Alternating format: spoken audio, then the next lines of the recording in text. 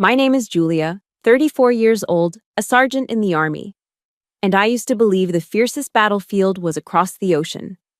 But I was wrong. The real battlefield was right there on my Christmas dinner table. While I was carving the turkey, Brandon, my husband, and his best friend Nate smirked at each other.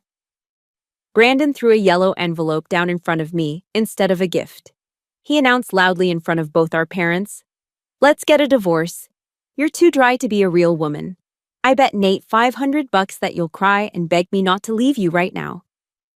Their laughter felt like daggers in my heart. He thought I would collapse. He thought I was a defective doll. He had no idea that in the pocket of my dress uniform hanging on the chair, I had prepared a return gift. A gift that would wipe that arrogant smile off his face forever. Let me know where you are watching from. Hit subscribe right now if you believe traitors deserve to pay the price. This story is for you. I nervously smoothed down the fabric of my dress, a deep burgundy velvet number I'd bought specifically for this night. I was trying, perhaps a little too hard, to cover the yellowish-purple bruise blooming on my upper bicep. It was a souvenir from a tactical training exercise at Fort McCoy last week, a badge of honor in my unit, but here it was a flaw. Brandon hated my bruises. He told me they made me look like damaged goods, like something you'd find in the clearance bin. The dining room of our suburban Chicago home was suffocatingly warm, filled with the heavy, rich scents of roasted mushrooms, rosemary stuffing, and cinnamon sticks simmering in cider. It was the smell of a picture-perfect American Christmas, or at least the version of it you see in commercials. The crystal wine glasses chimed softly as my in-laws toasted to another successful year. My mother-in-law, a woman who valued net worth over human worth, was beaming at her son. "Brandon, honey, that year-end bonus is just spectacular," she cooed, swirling her Pinot Noir. "You really outdid yourself this quarter." They talked about him as if he were a god of finance, the provider of all things good. And me? I was just the army wife, the charity case he had graciously decided to shelter. I sat there, sipping my water, trying to make myself smaller. Across the table, Nate, Brandon's college friend and fellow stockbroker, was already 3 glasses deep into the expensive vintage Brandon had opened. There was a current of electricity running between the two men, a jagged, malicious energy that I, in my stupid, blind naivety, mistook for holiday cheer or just the buzz of the alcohol. I didn't realize the ground beneath my feet was already cracking. I didn't know I was standing at ground zero of a bomb that had been ticking for months. Then, the noise stopped. Brandon stood up. He picked up a silver spoon and tapped it against his crystal goblet. Ding, ding, ding. The sharp, high-pitched sound cut through the murmur of conversation. The room fell silent. My parents, sitting quietly at the end of the table, looked up expectantly, probably waiting for a toast to family, to health, to the future. Brandon placed a hand on my shoulder. His palm was heavy, but there was no warmth in it. It felt like a dead weight.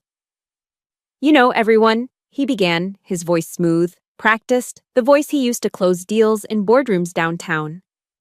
"Julia is a hell of a soldier. I'll give her that. She follows orders. She's disciplined." He paused for effect, looking around the table to ensure he had everyone's rapt attention. "But as a wife? Well," he let out a short, derisive chuckle. "She's about as warm and soft as a wooden plank. Honestly, sometimes I feel like I'm sleeping with a dude." The air left the room. My father dropped his fork, but Brandon wasn't done. He reached into the inner pocket of his tailored blazer and pulled out that yellow envelope. With a flick of his wrist, he tossed it. It didn't land politely. It slapped down onto my dinner plate, the corner dipping into the bright red cranberry sauce. The sauce splattered onto the velvet of my dress, staining it like fresh blood. "Divorce papers," Brandon said, his voice devoid of any emotion other than boredom. "Sign them. Nate, looks like I win the pot. Look at her face." He turned to his friend, grinning. "Pay up, buddy. $500 says she cracks."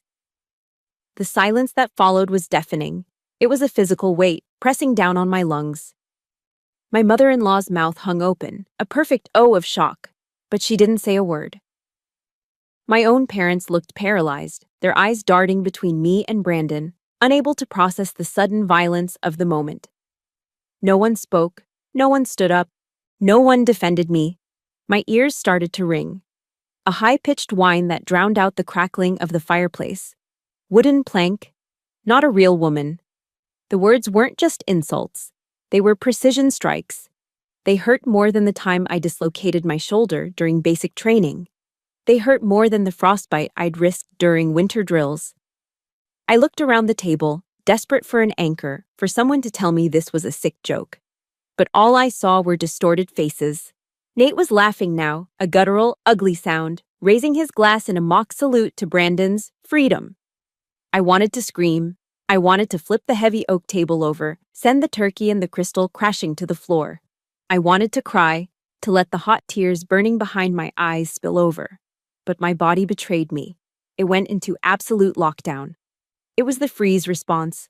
I felt stripped naked, flayed open right there in front of the people who were supposed to love me. This wasn't a breakup. This wasn't a conversation about a marriage not working out. This was a public execution of my dignity. He had chosen this specific moment, this holy holiday, with our families watching, to murder my soul. He wanted an audience for my destruction. Brandon leaned down, his face inches from mine. I could smell the sour tang of scotch on his breath, mixed with that expensive, overpowering cologne he wore. "What's the matter, Jules?" he whispered, his voice dripping with false concern that masked his cruelty. "Not going to cry? Or are you just too shocked to speak? Sign the damn papers so you can get out of my house. You're ruining the vibe." He pulled a Mont Blanc pen from his pocket and jammed it into my hand. The metal barrel of the pen was ice cold against my sweating palm. I looked down at the cranberry stain spreading on the yellow envelope. It looked like a wound. And in that split second, as my fingers curled around the pen, something inside of me snapped. It was a quiet snap, like a dry twig breaking in a winter forest. The part of me that was Julia, the wife who tried so hard to be soft, who hid her bruises, who cooked and cleaned and apologized for taking up space, that part of me died right there in the dining chair. But as she died, something else woke up, a primal survival instinct. I took a deep breath. The sharp scent of pine from the Christmas tree hit my nose, mixing with the nauseating smell of his cologne. I looked up at Brandon. I didn't look at him with the eyes of a heartbroken wife anymore. I didn't look at him with the confusion of a victim. I looked at him the way I'd been trained to look at a hostile target down the scope of an M4 carbine. My breathing slowed. My heart rate dropped. The ringing in my ears stopped, replaced by a cold, hyper-focused clarity. I saw the sweat on his upper lip. I saw the arrogance in his eyes. I saw the way his hand shook slightly as he held his wine glass, not from fear, but from the adrenaline of his cruelty. He was smiling that winning smile, the one that used to make my knees weak. But looking at it now, seeing the monster beneath the mask, my mind involuntarily drifted back to the first time I saw that smile, 3 years ago. Back when I thought it was love, not a trap. The memory pulled me back, dragging me 3 years into the past, like a riptide I couldn't swim against. Back then, I had just been promoted to sergeant. It was a huge day for me. I remember driving home from the base, my hands gripping the steering wheel, adrenaline still humming in my veins. I felt 10 feet tall. I had worked so hard for those stripes, enduring grueling physical training, sleepless nights, and deployments that tested every fiber of my being. I couldn't wait to tell Brandon. I imagined us popping a bottle of champagne, maybe going out to that little Italian steakhouse he liked downtown. I thought he would be proud. I thought he would see me the way I saw myself that day, capable, strong, accomplished. But when I walked through the front door, still wearing my OCPs, my operational camouflage pattern uniform, with my new rank pinned to my chest, the air in the house shifted instantly. Brandon was sitting on the leather couch in the living room, scrolling through his phone. He looked up, and his eyes didn't light up. They narrowed. He scanned me from my combat boots up to my messy bun, and his lip curled just slightly. "I got it," I beamed, unable to contain my excitement. "I made Sergeant, Brandon. Can you believe it?" He didn't stand up to hug me. He just took a sip of his scotch and sighed. a long, weary sound that deflated my joy instantly. You know, Julia, he said, his voice low and smooth, women with too much power. It's not really a turn-on for most guys. Seeing you in that getup, honestly, it makes me feel like I'm sleeping with a dude. The words hit me like a physical blow. I stood there in the entryway, my smile freezing and then crumbling. What? I'm just being honest, babe, he shrugged, turning back to his phone. I mean, look at you. You're all hard. Where's the softness? Where's the femininity? That single conversation planted a toxic seed in my brain that grew rapidly, choking out my self-esteem. From that day on, I started looking in the mirror differently. I stopped seeing muscles that could carry a wounded soldier to safety. I saw manly bulk. I stopped seeing calluses on my hands that proved my hard work. I saw rough, unlovable skin. Brandon didn't hit me with his fists. He didn't have to. He beat me down with comparisons. He would leave magazines open on the coffee table, GQ, Vogue, Sports Illustrated Swimsuit Edition, always open to pages featuring impossibly slender, airbrushed women. He would scroll through Instagram while we were watching TV, lingering on photos of influencers with waist-length hair and perfect delicate features, making sure I saw what he was looking at. He was rewriting my reality, convincing me that my strength was actually my greatest flaw. The control started subtly, disguised as helpful advice. It began with my closet. Don't wear that, Jules, he'd say, wrinkling his nose at my favorite pair of jeans or a comfortable flannel shirt. It makes you look so wide. You look like a lumberjack. But I like this shirt, I'd protest weakly. I'm just trying to help you, he'd reply, his voice taking on that patronizing, patient tone. I want you to look your best. People talk, you know. I don't want them laughing at my wife. Slowly, my wardrobe changed. The jeans and boots disappeared, replaced by flimsy silk slip dresses that made me feel exposed and vulnerable. He insisted on heels, even though they hurt my feet after years of wearing combat boots. Wear the silk, he'd insist before we went out to dinner. Hide those shoulders. Soften up a bit. I obeyed. I became a doll in his hands, constantly trying to whittle myself down to fit the mold of the perfect wife he had created in his head. Every time I tried to push back, every time I said I wasn't comfortable, he would gaslight me. You're so insecure, Julia, he would say, shaking his head. Without me, who would even look at you? You're lucky I like strong women, even if you take it too far sometimes. No one else would put up with a soldier wife. I believed him. God help me, I believed him. I started to think I was lucky. I started to think that my career, my service, was a burden he was graciously tolerating. My confidence, once solid as a rock, eroded into dust. It wasn't just my appearance he attacked. He went after my support system too. He systematically cut me off from the only people who truly understood me, my unit. Whenever my squad mates would text about a reunion or a casual night at the local bar, Brandon would sigh loudly. Again? You're going to hang out with those rude, loudmouth grunts again? They're my friends, Brandon, I'd say. They're my brothers and sisters. They're uncivilized, he'd sneer. All they talk about is war and guns. It's depressing. Besides, don't you want to spend time with me? Isn't your husband enough for you? The guilt trips were relentless. Eventually, it was just easier to say no. I started declining invitations. I stopped answering calls.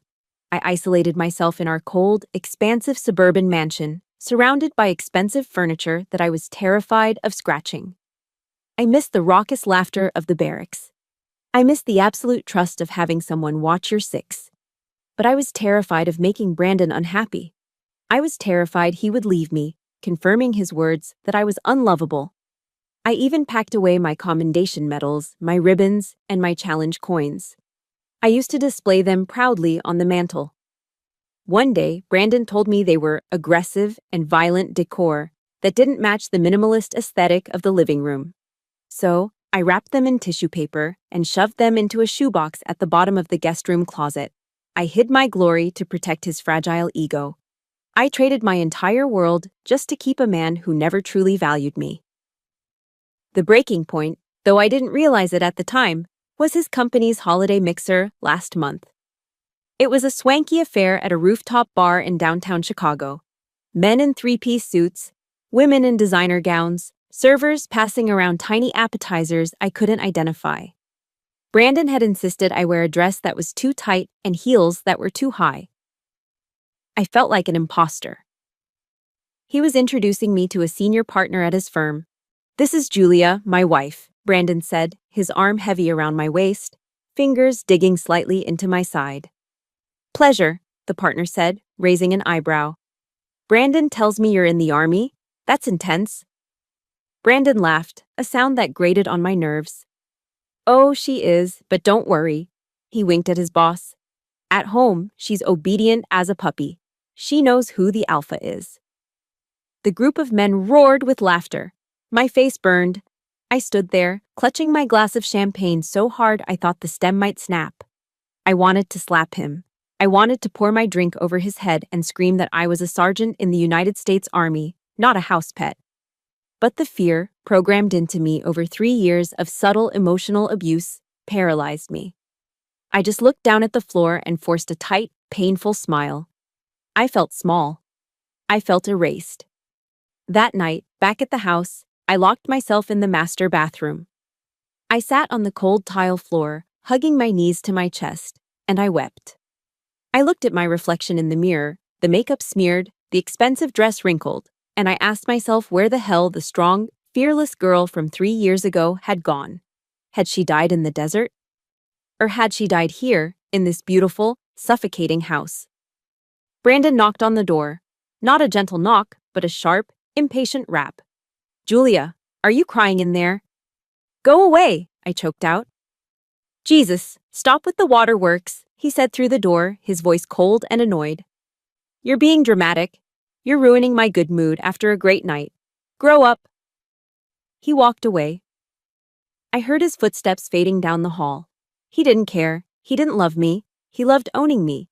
He loved having a soldier wife he could trot out like a party trick and then belittle to make himself feel bigger. If you have ever felt like you were losing yourself in a relationship, or if someone has tried to dim your light just to make themselves shine brighter, please hit that like button right now. And in the comments, I want you to type, "I am enough." Type it in all caps.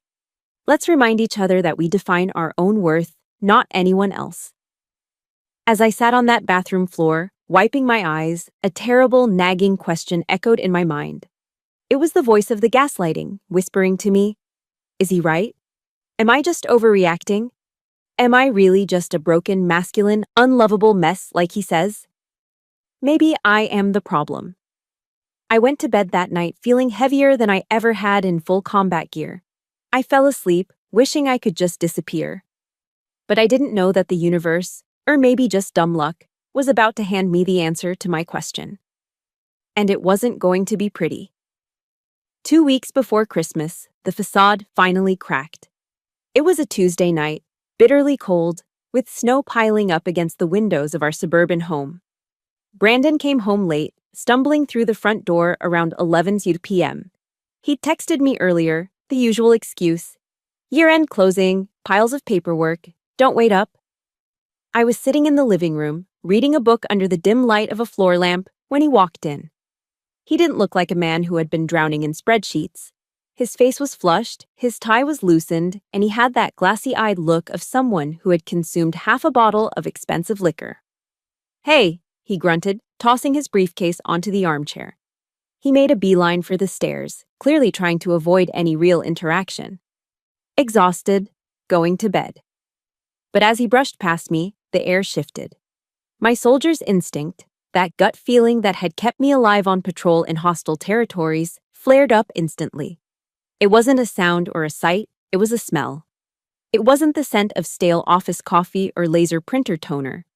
It was a thick, cloying wave of Chanel No. 5. I froze. I knew that scent. I knew it because 2 years ago, for our anniversary, I'd picked up a bottle of it at Macy's, thinking it would make me feel elegant. Brandon had wrinkled his nose when I sprayed a tester card. "Ugh, put that back," he'd sneered. "That smells like a cheap French hooker. It's tacky, Julia. Don't waste my money on that." Now he reeked of it. I stood up, my heart hammering a slow, heavy rhythm against my ribs. Brandon. He stopped on the third step, his hand gripping the railing too tightly. He didn't turn around. What? You smell strong, I said, keeping my voice neutral. Did you spill something? Just some client's wife at the office party hugged me too long. You know how it is. He waved a dismissive hand and hurried up the stairs. I followed him, silent as a shadow. I watched from the doorway of our master bedroom as he stripped off his shirt. He tossed it into the hamper with unusual force. But before it landed, I saw it. Under the bright recessed lighting of the walk-in closet, there was a smudge on the collar of his pristine white Brooks Brothers shirt. It was faint, a beige-pink blur against the crisp cotton. Foundation, makeup. My chest tightened, but it wasn't jealousy. Jealousy implies you're afraid of losing something valuable. This was different. This was disgust. Pure, unadulterated contempt. He was so sloppy. He was so arrogant that he didn't even bother to check his own collar before coming home to his wife. He thought I was so stupid, so blindly devoted, that I wouldn't notice the neon sign flashing adultery right in front of my face. Brandon didn't even shower. He just pulled on a t-shirt, collapsed into bed, and within minutes, the room was filled with the sound of his heavy, alcohol-fueled snoring. I stood there in the dark for a long time, listening to the wind howl outside. Then, I saw it. His phone. It was sitting on the nightstand, plugged into the charger. And just like that, the screen lit up. Buzz, a notification. I had never checked Brandon's phone. Not once in 5 years. I respected privacy. I believed in trust. But tonight, the rules of engagement had changed. I walked over to his side of the bed, my movements precise and silent. I looked down at the screen. It wasn't a client, it was a contact saved simply as M. The message preview read, "Did you tell that soldier grunt yet? I'm tired of sneaking around. You promised me my Christmas gift would be your freedom." The blood roared in my ears. That soldier grunt. Is that what he called me? To her? To this M? He took the title I'd earned with blood, sweat, and tears. The career that paid for half of this house, the service that kept this country safe while he pushed papers, and he turned it into a slur to entertain his mistress. He reduced my sacrifice to a punchline. My hand moved on its own. I picked up the phone. He hadn't even locked it. Why would he? He thought the obedient puppy would never dare to snoop. I swiped open the message thread. It was a cesspool, months of texts, photos of them at dinners I wasn't invited to, check-ins at hotels while I was supposedly boring him at home. They laughed about how gullible I was.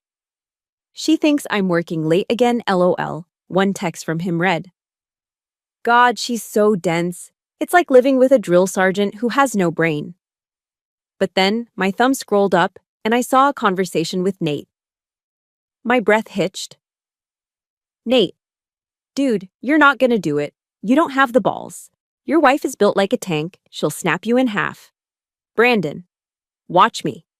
$500 says I do it at Christmas dinner. I'm gonna serve her the papers right there. It'll be hilarious." Nate, "No way. That's brutal." Brandon, "It's necessary. She needs to be put in her place. I bet you another $500 she cries like a baby. She puts on this tough act, but inside, she's weak. She's pathetic. She'll be on her knees begging me to stay within a minute." Nate, "You're on. Easy money." I almost dropped the phone. The room spun. It wasn't just cheating. It was a game. My life, my marriage, my pain. It was all just a wager. A $500 bet between two frat boys in grown-up suits. They were going to turn my heartbreak into dinner theater. I scrolled further back. I saw messages about money. Brandon complaining about my army pay. "Her paycheck is chump change," he wrote to M. "But hey, at least it pays the electric bill while I use my bonus on you, babe. Just bought you that bracelet. Don't tell the grunt." He was using my money, the money I earned freezing and training exercises, the money I saved by couponing and living simply. to buy jewelry for the woman he was sleeping with in my bed. I carefully placed the phone back on the nightstand, exactly at the angle I found it. I took a step back and looked at the lump under the duvet.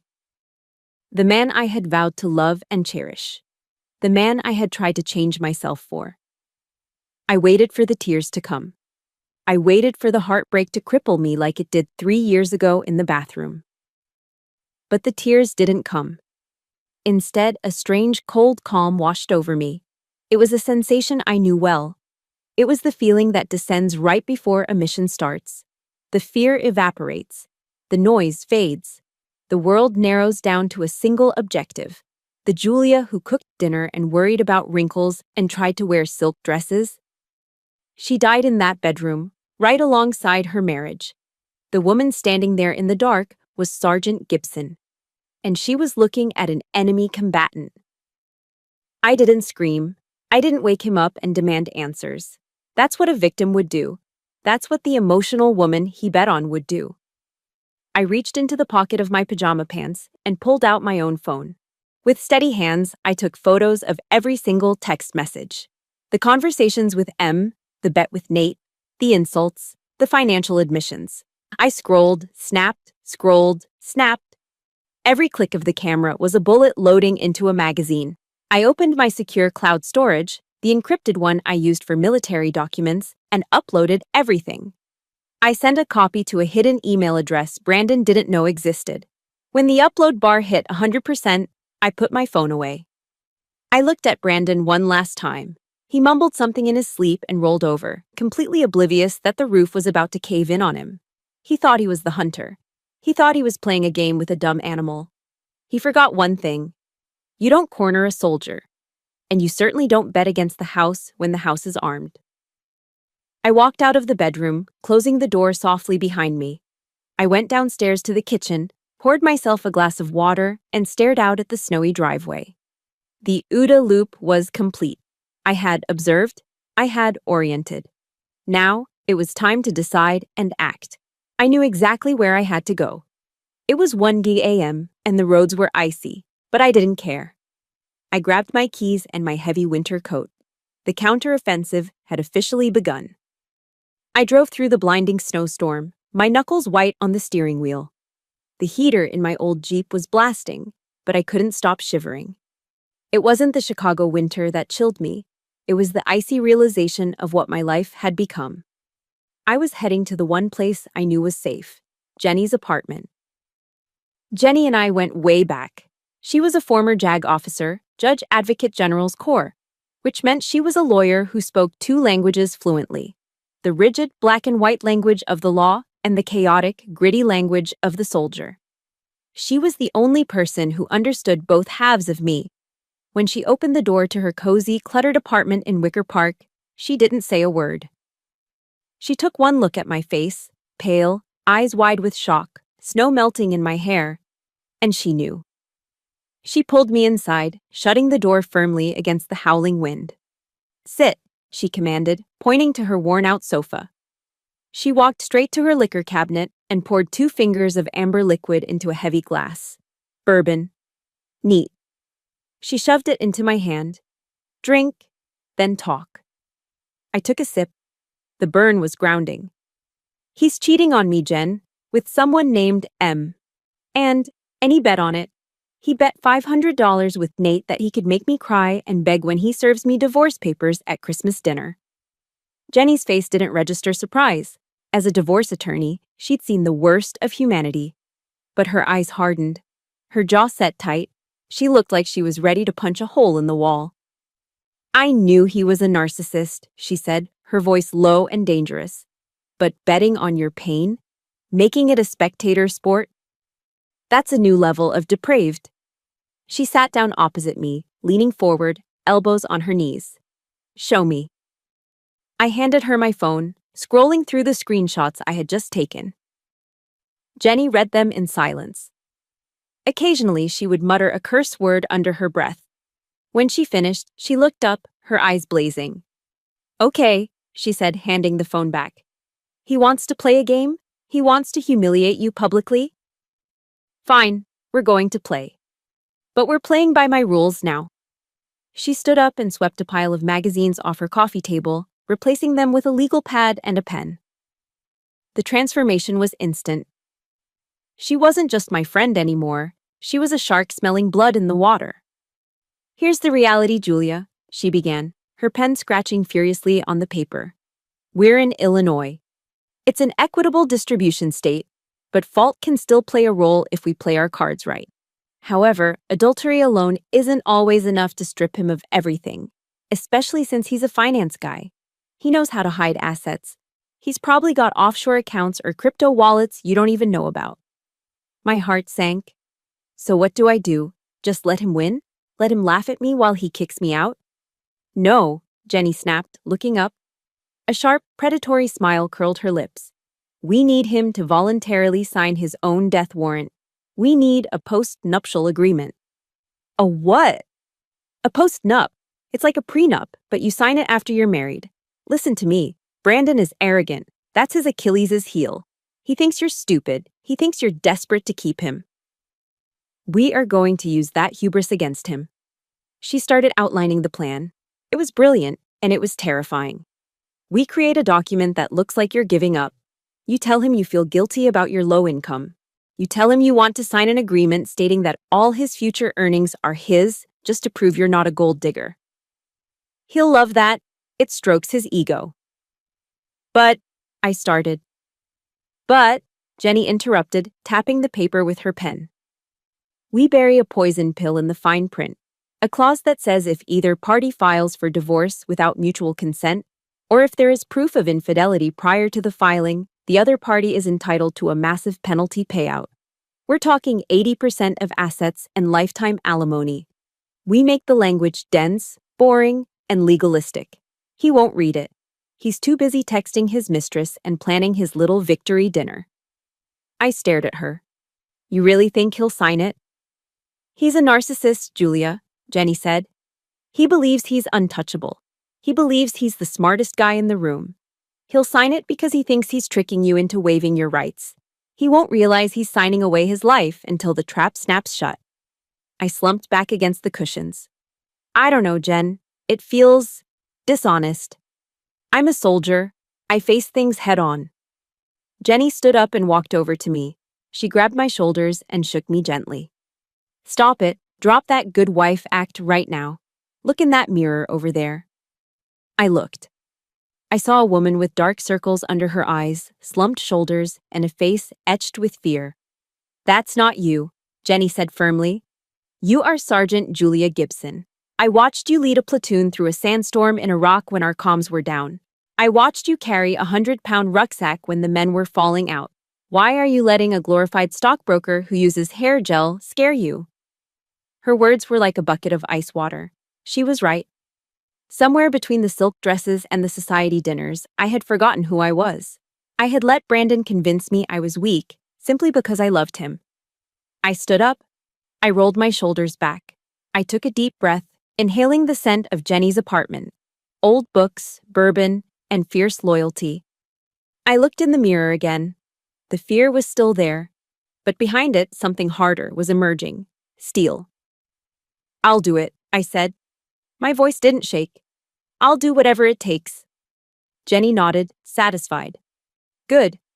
Now, go home." And here is the hardest part. You have to act. You have to go back into that house and be the submissive, scared little wife he thinks you are. You have to cook his breakfast, iron his shirts, and smile when he insults you. Because every time he underestimates you, he digs his grave a little deeper. I drove home in the pre-dawn light. The storm had passed, leaving the world buried in a quiet, white blanket. I turned on the radio to keep myself awake. A rerun of a TED Talk by Brené Brown was playing. Her voice filled the cab of my truck. "Courage starts with showing up and letting ourselves be seen," she said. "Vulnerability sounds like truth and feels like courage. Truth and courage aren't always comfortable, but they're never weakness." I realized then that my pain wasn't a weakness. My heartbreak wasn't a defect. It was fuel. I pulled into the driveway of the mansion that felt more like a prison than a home. The windows were dark. Brandon was inside, sleeping the sleep of the unburdened. I turned off the engine and sat in the silence for a moment. I wasn't trembling anymore. A cold, calculated calm settled over me, sliding down my spine like armor. I was going into undercover operations in my own home. I unlocked the front door and stepped inside. I would be the perfect wife. I would be the wooden plank he complained about. I would feed his ego until it was so fat and bloated it blinded him completely. I walked into the kitchen and started making coffee, just like I did every morning. But as I measured out the grounds, I wasn't thinking about caffeine. I was thinking about the contract Jenny was drafting. I was thinking about the look on his face when the trap finally sprung. Patience. That was the sniper's greatest weapon. You don't shoot when you see the target. You shoot when the wind is right, when the breath is held, when the outcome is inevitable. I could wait. I could play the role of a lifetime. Because I knew how the movie ended. And spoiler alert, the bad guy doesn't win. 1 week before Christmas, I initiated the psychological operation.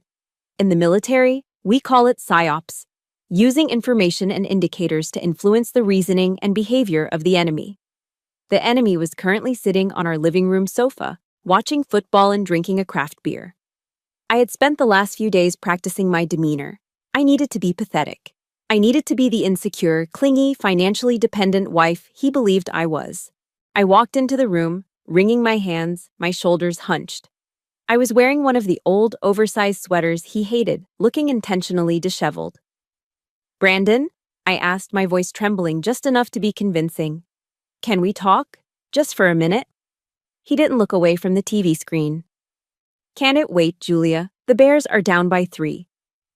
It's important," I stammered. "It's about us. About money." That got his attention. He muted the TV and turned to me, an expression of annoyance already plastered on his face. "What about money? Did you overspend the grocery budget again? I told you, that army paycheck of yours is basically pocket change. You need to be careful." I swallowed my rage. It tasted like bile. "No, it's not that. It's just... I know I'm a burden to you, Brandon. I know I don't contribute enough to this lifestyle. And I've been so scared lately that you're going to get tired of carrying me. I'm terrified you'll think I'm just a gold digger." Brandon snorted, a cruel, barking laugh. He took a sip of his beer, looking me up and down with amusement. "Well, at least you're self-aware, babe. You're lucky to have landed me. Most guys in my tax bracket wouldn't put up with a wife who brings home a government salary. But hey, I'm a generous guy." I lowered my head, hiding the sharp, involuntary twitch of my lip. "That's why I want to do something. To prove to you that I'm not here for your money. I want us to sign an agreement, a post-nuptial agreement." He raised an eyebrow. "A post-nup? You want to sign a post-nup? Why?" "So you know I'm not trying to take anything from you," I said, looking up at him with wide, pleading eyes. "I want you to feel safe. I want you to know that your bonuses, your investments, they're yours. Even if you decide one day that I'm not enough for you anymore." I pulled the document out of a manila folder I was holding. Jenny had drafted it perfectly. It was thick, printed on heavy bond paper, and filled with dense legalese. The title page read in bold, capital letters, "Agreement regarding separate property and waiver of spousal claims." It looked exactly like a document designed to strip me of my rights. Brandon reached out and took it. "Well, well," he said, a smirk spreading across his face. "Look at you, trying to be a good little wife. This is surprisingly mature of you, Julia." He flipped through the first few pages. Jenny had front-loaded the document with clauses that reaffirmed his ownership of his pre-marital assets and his 401k. He nodded along, clearly liking what he saw. "Yeah, this looks standard. My stock options are protected. The vacation home is listed as separate property. Okay." He was scanning, not reading. He was too arrogant to believe that his stupid wife could possibly outsmart him. He assumed I had just downloaded a template from the internet. "It's just to make you happy," I whispered. He reached page 5. This was the kill zone. Buried in the middle of a paragraph about equitable distribution waivers was Clause 12. Jenny had written it in the most boring circular legal language possible, but its meaning was lethal. It stated, "Notwithstanding the foregoing," In the event that one party files a petition for dissolution of marriage unilaterally and without the prior written consent of the other party, or on the grounds of irreconcilable differences where no fault is proven, said filing party shall forfeit all claims to separate property protections and shall be liable to the non-filing party for a sum equal to 80% of the total marital and separate estate, plus lifetime spousal support, calculated at 40% of gross annual income. In plain English, if he divorced me without my permission, or just because he was bored, he would lose almost everything. Brandon's phone buzzed on the coffee table. He glanced at it. A text from M. I saw the notification pop up. Miss you, can't wait for next week. He smiled at the phone, then looked back at the document, his eyes glazing over the dense text of Clause 12. Yeah, looks fine, he said, dismissing the page with a wave of his hand. He was distracted. He was thinking about his mistress. He was thinking about the new life he was going to start as soon as he kicked me out. And here I was, handing him a document that he thought would make that process cheaper and easier. He didn't see a trap. He saw a shortcut. Do you have a pen? He asked. My heart hammered against my ribs like a trapped bird. Right here. I handed him a blue ballpoint pen. He flipped to the signature page. He didn't even hesitate. He scrawled his signature, Brandon Miller, with a flourish. The ink was blue. The trap was set. There, he said, tossing the document back onto the coffee table. He picked up his phone to text M back. You're silly for worrying about this, Julia, but if it makes you feel better, fine. You're cute when you try to understand finance. He lifted his wrist to check the time, and the light caught the bezel of his new watch, a Rolex Submariner. It was worth at least $10,000. He had bought it last week, claiming it was a necessary business expense to impress clients. Meanwhile, I was still using an iPhone 8 with a cracked screen because he said upgrading was a waste of resources. Oh, he added, not looking up, make sure you get that notarized tomorrow. Don't just leave it lying around. I want this official. I will, I said softly. I have an appointment with a notary at the bank in the morning. Good girl. He went back to his phone. I picked up the document. My hands were shaking, but this time it wasn't from fear. It was from a rush of adrenaline so potent it made me dizzy. I was holding his financial death warrant. He had signed it while laughing at me. He had signed it while wearing a watch bought with our money, while texting the woman he was cheating on me with. The hubris. The absolute, blinding arrogance of the man. He thought he was the predator, playing with his food.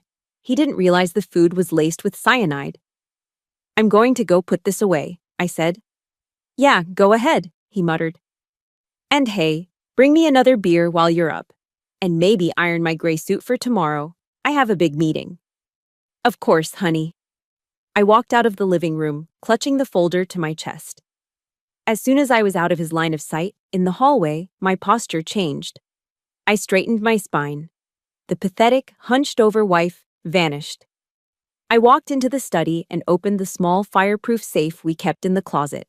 I placed the document inside, right on top of my DD-214 and my service records.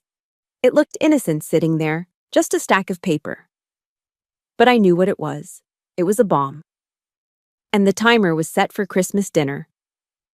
I closed the heavy door of the safe and spun the dial, locking it tight. Click, click, click. I hope that paper makes you stop moping around, Brandon yelled from the living room. You've been a real drag lately. I looked at the closed safe door. A cold, hard smile touched my lips.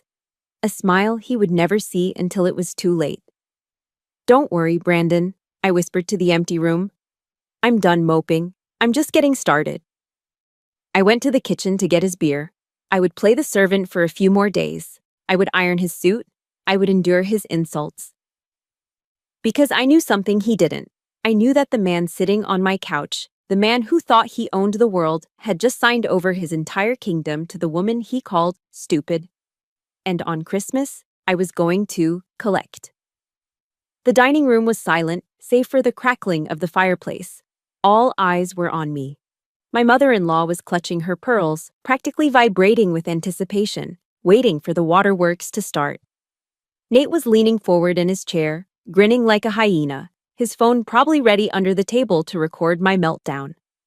Brandon stood over me, that smug, victorious smirk plastered on his face, expecting me to shatter into a million pieces. They were all waiting for the victim. But the victim wasn't here anymore. I looked down at the divorce papers lying in the cranberry sauce. The yellow envelope was stained red, like a casualty of war. I picked up the Mont Blanc pen Brandon had jammed into my hand.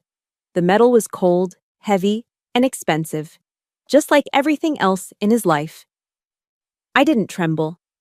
My hand was as steady as a rock. I uncapped the pen, and the sound was sharp in the quiet room. Click. I pressed the nib to the paper. I didn't read a word. I didn't need to. I signed my name, Julia Gibson, not Julia Miller, Julia Gibson. I underlined it with a single, decisive stroke that cut through the paper like a blade. Then, I capped the pen. Snap. The sound echoed like a judge's gavel hitting the bench. I slid the papers back across the polished oak table, pushing them right up to the edge of Brandon's plate. I looked him dead in the eye, my face completely devoid of emotion. Done, I said. My voice wasn't loud, but it carried clearly to every corner of the room. Congratulations, Brandon. You're a free man. The smirk on Brandon's face faltered. It didn't disappear completely, but it froze, twitching at the corners like a glitching video. He blinked, confused. This wasn't in the script. I was supposed to be sobbing. I was supposed to be begging him to reconsider, asking him how I would survive without his money. Nate's jaw literally dropped. He looked from Brandon to me and back again, his easy money bet suddenly looking a lot less secure. My mother-in-law gasped, dropping her silver fork onto her china plate with a loud clang that made everyone jump. Julia, she exclaimed, scandalized. Is that it? You're not even going to fight for your marriage, after everything my son has done for you. I ignored her. My focus was entirely on the target. Brandon picked up the papers, staring at my signature as if it were written in an alien language. You didn't even read it, he stammered, his smooth boardroom voice cracking. Are you crazy? Do you have any idea what you just signed? You're walking away with nothing. You're going to be homeless. Panic was starting to seep into his eyes. It wasn't concern for me, it was fear of the unknown. Narcissists need a reaction. They need fuel. And I was giving him nothing but a vacuum. He realized in that moment that he had lost control of the narrative. Actually, I said, standing up slowly. I smoothed the front of my uniform, standing at full attention. I let my voice drop an octave, adopting the tone I used when addressing a formation of new recruits, the command voice. It demands obedience. It does not ask questions. Wait a minute, Brandon. He flinched. You gave me a gift, I continued, gesturing to the stained divorce papers. And it is only polite, especially at Christmas, to return the favor. I have a gift for you too. I bent down. From beneath my chair, where I had hidden it before dinner, I pulled out a black leather portfolio. It wasn't wrapped in shiny paper. It didn't have a bow. It looked exactly what it was: official, serious, and dangerous. I tossed it onto the table. It slid across the polished wood with a hiss, stopping inches from Brandon's wine glass. Open it, I ordered. I think you'll find this gift is worth a lot more than the $500 you and Nate bet on my tears. Brandon stared at the black folder like it was a bomb. His hands were shaking now, visibly shaking. He reached out and flipped open the cover. The first page was a certified copy of a legal document. The title was printed in bold, undeniable letters: Enforcement of Post-Nuptial Agreement and Petition for Asset Forfeiture. Brandon's face went from red to a ghostly, sickly white in the span of a second. He started flipping through the pages, his eyes darting frantically back and forth, scanning the text like a trapped animal looking for an exit. What is this? He whispered. Keep reading, I said coldly. Page 5, Clause 12. He flipped to page 5. I knew exactly what he was seeing. He was seeing his own signature, bold and blue, notarized and stamped. He was seeing the clause he had laughed at a week ago. In the event that one party files a petition for dissolution of marriage unilaterally, said filing party shall forfeit all claims, liable for a sum equal to 80% of the total marital and separate estate. You tricked me, he shrieked, his voice rising to a hysterical pitch. He looked up at me, his eyes wide with terror. This says if I file for divorce, I lose 80%. 80%, Julia. I didn't trick you, Brandon, I said, leaning forward, resting my knuckles on the table. You signed it. You wanted to protect your assets from a gold digger, remember? You were so arrogant, so sure that I was the stupid one, that you didn't even bother to read what you were signing. I pointed a finger at the divorce papers he had thrown at me. And tonight, I said, my voice cutting through the air like a whip, you just activated the penalty clause. You filed for divorce unilaterally in front of witnesses. Your parents saw it. My parents saw it. Nate saw it. I looked at Nate, who was now shrinking back in his chair, looking like he wanted to disappear into the upholstery. You are in breach of contract, Brandon, I said, a small icy smile finally touching my lips. It wasn't a smile of joy. It was the smile of a soldier standing over a defeated enemy. You didn't just lose your wife tonight. You lost your house. You lost your stock portfolio. You lost your retirement. You lost everything. The room spun into chaos. My mother-in-law started screaming at my father-in-law to do something. Nate was furiously typing on his phone, probably texting his broker to see if he could liquidate his own assets before guilt by association took him down. But I just stood there, calm amidst the storm. I remembered the words of the Stoic philosopher Marcus Aurelius. You have power over your mind, not outside events. Realize this, and you will find strength. I had found my strength, and I had used it to crush him.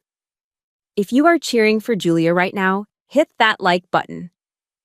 Let's show the world that integrity wins over arrogance every time. And in the comments, I want you to type checkmate. Because sometimes the best move is letting your opponent defeat themselves. Brandon slumped into his chair, the black folder slipping from his fingers. He looked small. He looked broken. But I wasn't done yet. I had one more round in the chamber. One more secret that was going to turn his financial ruin into a lifetime sentence. Brandon slammed his hands onto the table, rattling the silverware. You tricked me, he screamed, spittle flying from his mouth. You manipulative bitch! You set me up! He looked like a cornered animal, his eyes wide and wild. The smooth, confident executive who had walked into this room an hour ago was gone, replaced by a desperate man watching his life disintegrate in real time. Nate, who had been so eager to laugh at my expense just moments ago, snatched the black folder from the table. He scanned the legal jargon, his face draining of color until he looked like a ghost. Brandon. Nate's voice was a hoarse whisper. Dude, you're screwed. This is watertight. The forfeiture clause. It includes your stock options. It includes the equity in the house. It includes your 401k. He looked up at his friend with genuine horror. You just signed away 80% of your net worth. My mother-in-law stood up, knocking her chair over. You gold digger, she shrieked, pointing a manicured finger at me. I knew it. I knew you were trash. You planned this. You're trying to steal my son's hard-earned money. The insults rained down on me like hail, liar, thief, snake. But I sat there, calm and composed, and took a slow, deliberate sip of my wine. The expensive Cabernet had never tasted so sweet. It tasted like justice. I didn't steal anything, I said, setting the glass down gently. I didn't force his hand. He drafted the divorce papers. He threw them at me. He publicly humiliated me to win a $500 bet. The law's very clear about contracts, Brandon. You signed it. You triggered it. Don't be mad at the game just because you lost. Brandon slumped back into his chair, breathing heavily. I'll fight it, he muttered, though he sounded unconvinced. I'll get the best lawyers in Chicago. I'll bury you in litigation until you're broke. With what money? I asked coolly. 80% of your assets are frozen as of this moment. No lawyer is going to take your case on a contingency basis when they see this contract. He stared at me, hate burning in his eyes. But I wasn't done. I had one more card to play. The ace of spades, the card that would ensure he never, ever recovered. But that's not all, I said. My voice softened, becoming almost gentle, which made the silence in the room even more terrifying. I placed my hand protectively over my stomach. The gesture was small, but it sucked the oxygen right out of the room. My mother-in-law stopped screaming. Brandon froze. Even Nate stopped his frantic texting. With my other hand, I reached into my small clutch purse and pulled out a glossy black and white square. An ultrasound photo. "I'm pregnant," I announced. 8 weeks. I slid the photo across the table. It came to rest right next to the divorce papers. Brandon looked at the grainy image of the tiny bean-shaped life, and then he looked at my stomach. His mouth opened and closed like a fish out of water. What? You remember how you always told me we couldn't afford kids? I said, my voice dripping with irony. How you said they were too expensive and would ruin your lifestyle. Well, surprise. I leaned forward, locking eyes with him. Here's how Illinois state law works, Brandon. Child support is calculated based on the non-custodial parent's gross income. Not net. Gross. And since you just forfeited 80% of your assets, you won't have much of a nest egg to fall back on. Plus, the alimony clause in the post-nup is for lifetime support. I did the mental math for him, ticking points off on my fingers. So let's see. You lose the house, you lose your savings, you lose your stocks, and from whatever paycheck you have left after taxes, the state is going to garnish wages for child support and alimony before you even see a dime. I paused, letting the reality sink in. Congratulations, Brandon. You're about to be homeless. The color drained from his face so completely I thought he might pass out. He collapsed back into his chair, staring at the ceiling as if praying for a meteor to strike the house and end his misery. This wasn't just financial ruin. This was a life sentence. He was tied to me, the woman he despised, the woman he had mocked, for the next 18 years minimum. Every paycheck he earned for the rest of his life would have my name on it. He looked over at Nate, desperation in his eyes. Nate, can I crash at your place for a bit? Just until I sort this out? Nate, the best friend, the partner in crime, immediately recoiled. He stood up, grabbing his coat off the back of his chair. Actually, man, my place is really small right now. And my girlfriend, she's allergic to drama. Sorry, dude. He was backing away from the table, putting distance between himself and the sinking ship that was Brandon Miller. And don't think M is going to save you, I added, twisting the knife.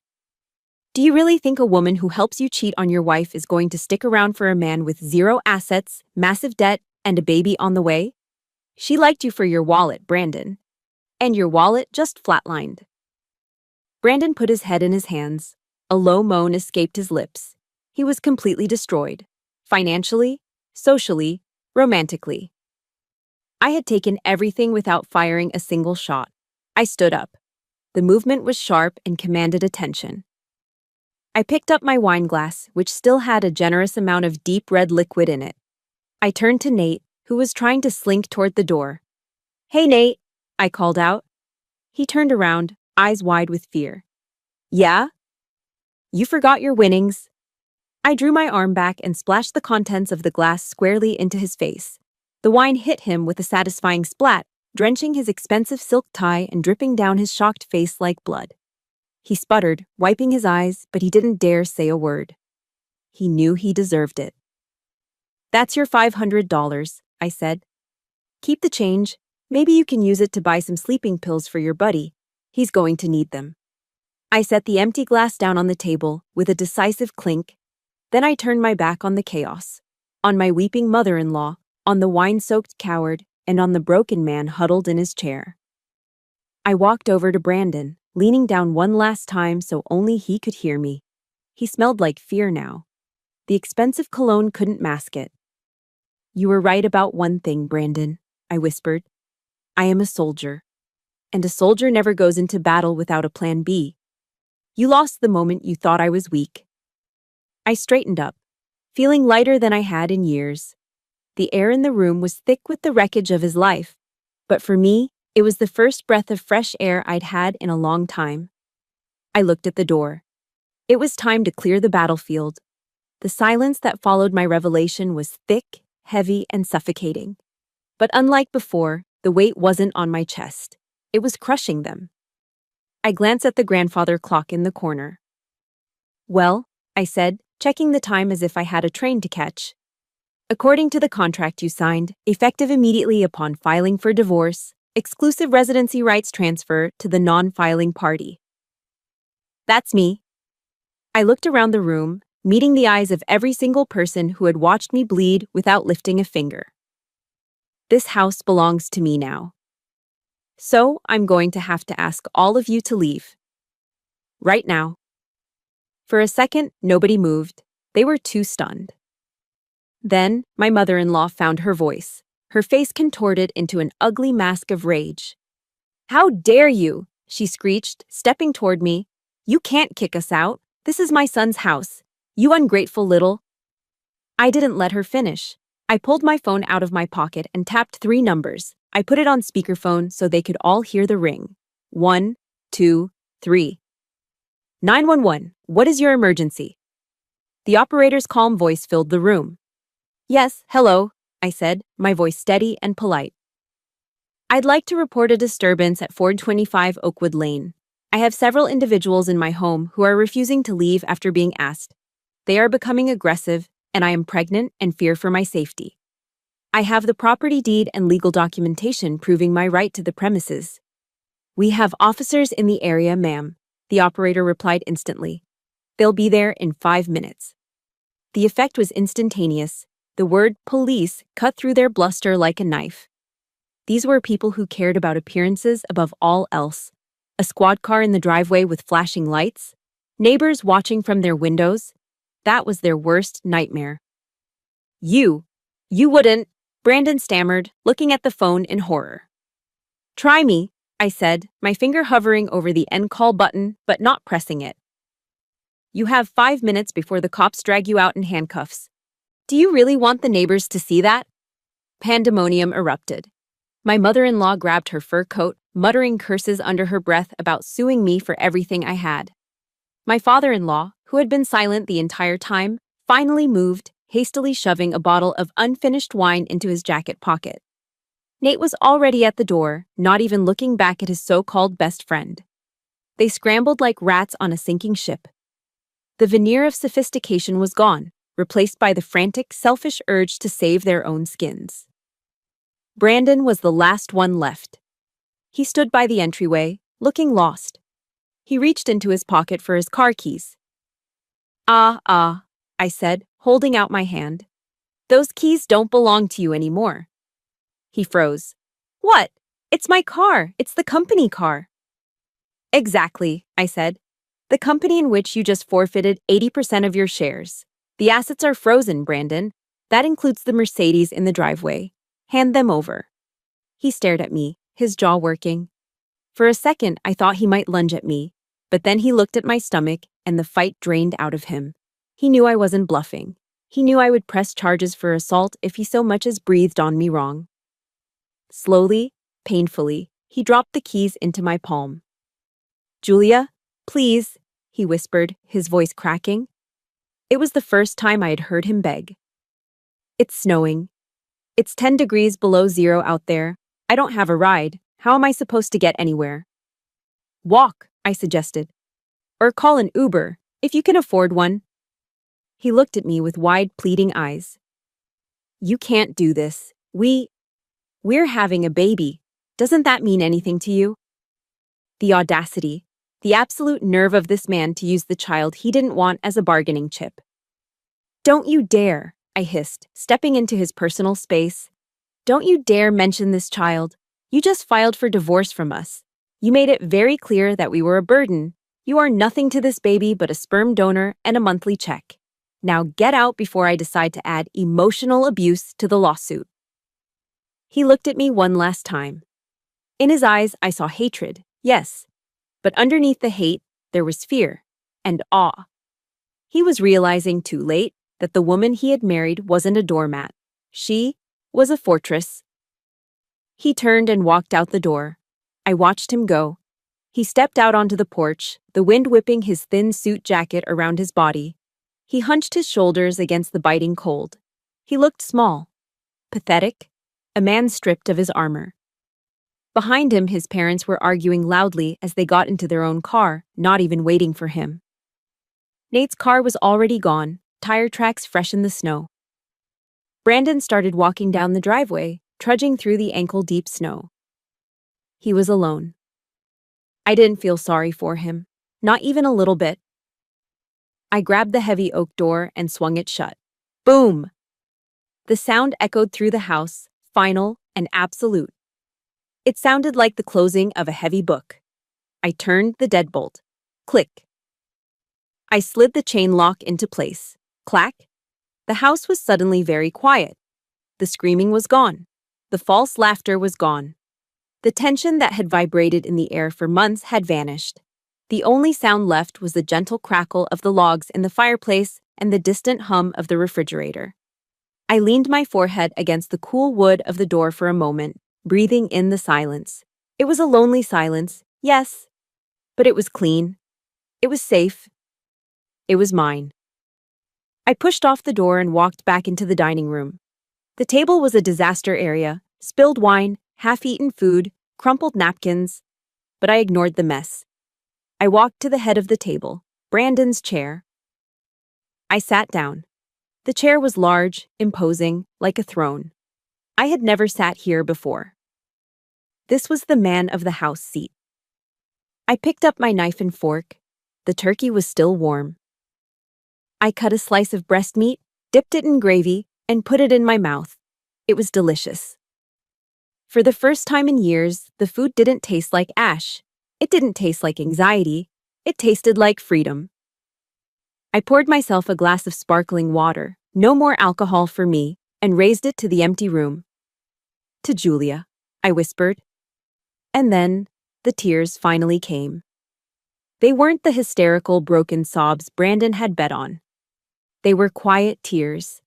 They slid down my cheeks, hot and cleansing.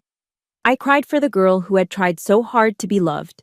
I cried for the time I had wasted trying to shrink myself to fit into his small, narrow world. I cried because I had won, but the victory had come at the cost of my innocence. The naive Julia, the one who believed in fairy tales and till death do us part, was dead. She had died tonight on this battlefield. But as I wiped my face and took another bite of dinner, I knew that the woman who replaced her was made of something much stronger. She was made of iron, and she was going to be just fine. The morning sun hit the snow-covered lawn with a blinding brilliance, piercing through the sheer curtains Brandon had chosen. He said they were classy. To me, they just felt like bandages covering a wound that refused to heal. I woke up in the center of the king-sized bed.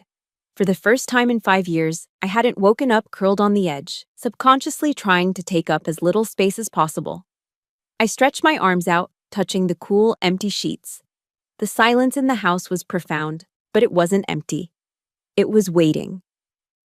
I got up and made coffee. Strong, black coffee, the kind I drank in the mess hall before Brandon insisted on those weak espresso pods.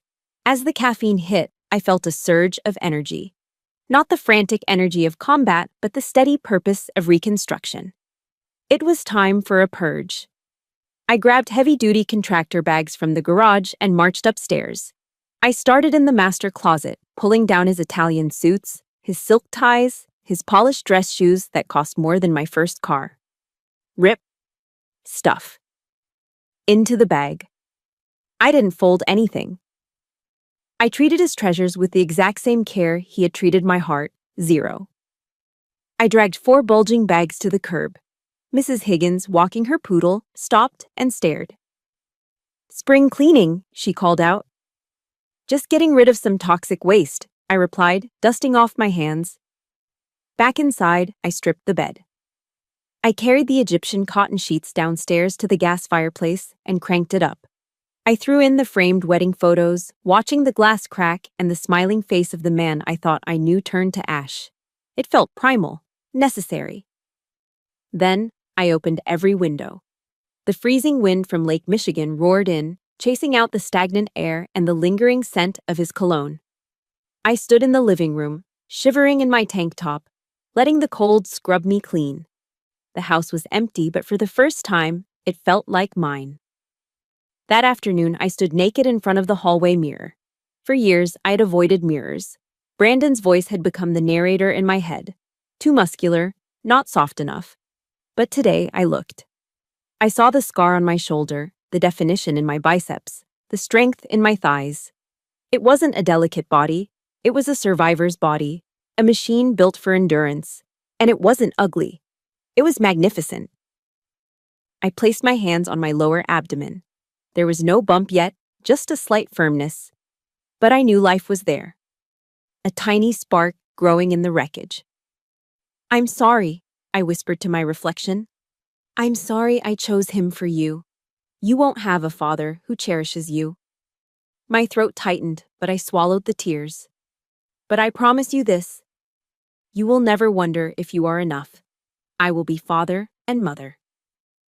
I will be enough for both of us." I realized then that I didn't need a man to complete me. I was a whole entity all on my own. On Sunday, I went to a small, non-denominational chapel nearby. I sat in the back, listening to the choir. The pastor, an older man with a weathered face, read from John 8:32. "And ye shall know the truth, and the truth shall make you free." The words hit me like a blow. I bowed my head, letting the tears flow freely. I had lived in a prison of lies, that Brandon loved me, that I was happy. The brutal truth of his betrayal had shattered my world, but the pastor was right. It set me free. I didn't have to walk on eggshells anymore. The mask was off. I could just be. When I got home, Jenny called. "How are you holding up?"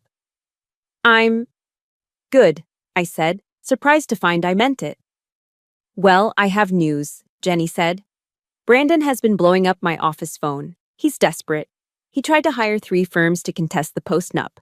They all took one look at the contract and the evidence and told him he's dead in the water." "And M?" Jenny snorted. "History. The second she found out his assets were frozen and he was facing alimony, she ghosted him, blocked him everywhere. Rumor has it she's back on Tinder looking for another wallet. Typical." "It gets better," Jenny continued. "Word about the bet got out.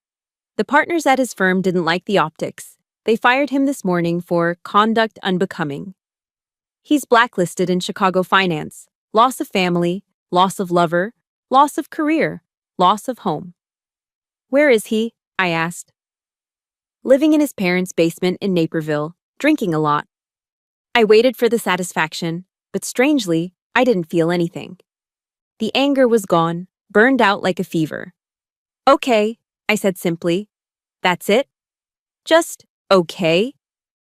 "Yeah," I said, watching the snow melt on the driveway. "He's not my husband anymore, Jen. He's just a stranger I used to know. I don't hate him. I just don't care." Indifference, the true opposite of love. He was a ghost now, a footnote in a chapter I'd finished writing. "I have to go, Jen," I said. "I'm painting the nursery." "What color?" "Yellow, bright, sunny yellow." I hung up and walked into the spare room, the place where I used to hide my medals. I opened a can of paint. The smell was fresh and clean. I dipped my brush and made the first stroke on the wall, covering the sterile gray with a vibrant slash of color. My life was a blank canvas again, and this time I was holding the brush. Exactly 365 days have passed since the worst night of my life. The calendar says December 25th again. The snow is falling outside again, blanketing the Chicago suburbs in the same hush of white. But inside my home, everything is different. Last year, the air was thick with tension, smelling of expensive perfume and unspoken judgments. The only sounds were the clinking of crystal and the polite, fake laughter of people who didn't actually like each other. This year, my living room is beautiful, loud, wonderful chaos. There are no stiff suits or velvet dresses. Everyone is wearing ugly Christmas sweaters. Jenny is rocking a bright green pullover with a blinking Rudolph nose. My old squad mate, Gonzalez, flew in from Texas wearing a vest that looks like a tactical Santa suit. The dining table isn't set with fine china. It's covered in a potluck spread: honey-glazed ham, homemade mac and cheese, cornbread, and pies. Nobody is drinking expensive Pinot Noir. We're drinking local craft beer straight from the bottle and spiked eggnog from red plastic cups. The noise level is off the charts. Classic rock plays over the speakers, competing with the boisterous laughter of soldiers retelling war stories. Stories about broken Humvees and terrible MREs that only people who have served in the trenches together can truly appreciate. I looked around the room, feeling a warmth in my chest that had nothing to do with the fireplace. This was family. For a long time, I thought family meant blood. But I learned the hard way that blood just makes you related. Loyalty makes you family. Family are the people who pick you up when you're bleeding out. They answer the phone at 2 a.m. during a blizzard. They are the people standing in this room who didn't care if I was a perfect wife, but just loved me because I was Julia. "Hey, Mama Bear," Jenny called out. "Leo is making a break for the tree again." I laughed and hurried over. My son Leo, 10 months old and absolutely fearless, was trying to pull himself up on a low branch of the Douglas fir. He was dressed in a tiny elf oneness that showed off his chubby legs. "No, no, little man," I said, scooping him up. He squealed with delight and grabbed my nose with sticky hands. I carried him to the fireplace, holding him close. He smelled of baby shampoo and milk. He looked up with wide, bright eyes that were alert and kind. He had Brandon's chin, but the rest of him was all me. I looked into his face and made a silent vow. "I am going to raise you to be a real man, Leo," I whispered. "Not a man who thinks power comes from a wallet. Not a man who thinks strength means making a woman feel small. You are going to be kind. You are going to be respectful. You are going to know that feelings aren't weaknesses." I would tell him about his father one day. I wouldn't lie. I wouldn't paint Brandon as a monster, because hate is a heavy burden for a child. But I would tell him the truth as a cautionary tale. I would teach him that his father was a man who valued things over people. And I would make sure Leo knew he came from warrior blood. A mother who fought for him before he was even born. I kissed his forehead and handed him to Gonzalez, who was eager to teach the baby a high five. I walked toward the large bay window. The streetlights cast long shadows on the snow, looking exactly like the night I kicked Brandon out. The memory washed over me, but it didn't sting. It felt like watching a movie I'd seen a long time ago. I saw my reflection in the glass. I wasn't the terrified woman in the velvet dress anymore. I was wearing jeans and a sweater. My hair was loose. My shoulders were relaxed. I want to say something to every woman listening to this right now. Maybe you're in a house that feels cold. Maybe you're sitting across from someone who makes you feel hard to love. Maybe you're hiding your bruises. Listen to me. Don't wait for a savior. Prince Charming isn't coming. And if he does, he might be a narcissist in a tailored suit. You have to be your own hero. You have to arm yourself, not with guns. Arm yourself with knowledge. Know your rights.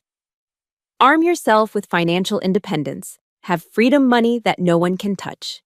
And most importantly, arm yourself with self-respect. Don't let anyone convince you that you aren't enough. You are a warrior. Whether you're wearing combat boots or an apron. If you are surviving, if you are protecting your peace, you are a soldier. And soldiers don't surrender. We regroup. We re-strategize. And we win. Just then, my phone vibrated. I pulled it out.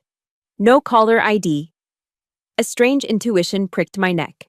I swiped to answer, holding the phone to my ear without speaking.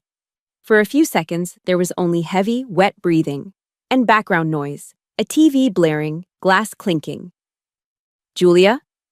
The voice was slurred, thick with alcohol and self-pity. A ghost's voice. "Julia." "It's me," Brandon rasped. I'm sitting here alone. My parents went to Florida. Nate won't take my calls. I miss you, Jules. I miss the house. I miss us.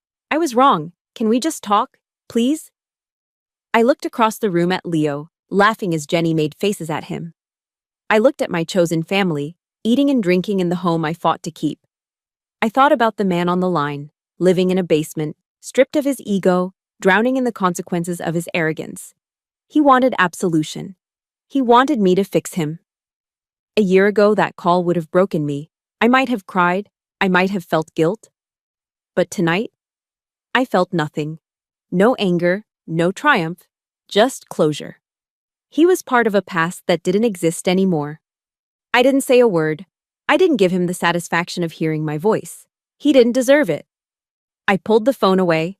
I tapped end call. Then I went into settings and hit block caller. It was a tiny action, but it felt like slamming a heavy iron door shut and welding it sealed. I slipped the phone back into my pocket, breathing in the scent of pine and home cooking. I turned back to the party. "Hey, everyone," I shouted, grabbing a fresh beer. The room went quiet. They looked at me, smiling, waiting. I raised my bottle high. The amber liquid caught the Christmas tree lights. I looked at the people who saved me. I looked at my son. I looked at the life I built from the ashes. "I want to propose a toast," I said, my voice steady. "To what, Sarge?" Gonzalez asked. I smiled, a smile that reached my soul. "To freedom," I said. The cheer was loud enough to shake the snow off the roof. "To freedom!" they roared back. Glass clinked against plastic. Laughter erupted again. I took a long sip of my beer, savoring the crisp taste. My real life was just beginning, and it was going to be a beautiful ride. Thank you so much for listening to me story. If you believe in the power of second chances and fighting for your worth, please give this video a thumbs up. It helps us share these stories with more people who need to hear them. And don't forget to subscribe and hit that notification bell. From all of us here and from Sergeant Julia Gibson, stay strong, stay safe, and never forget your worth. Merry Christmas.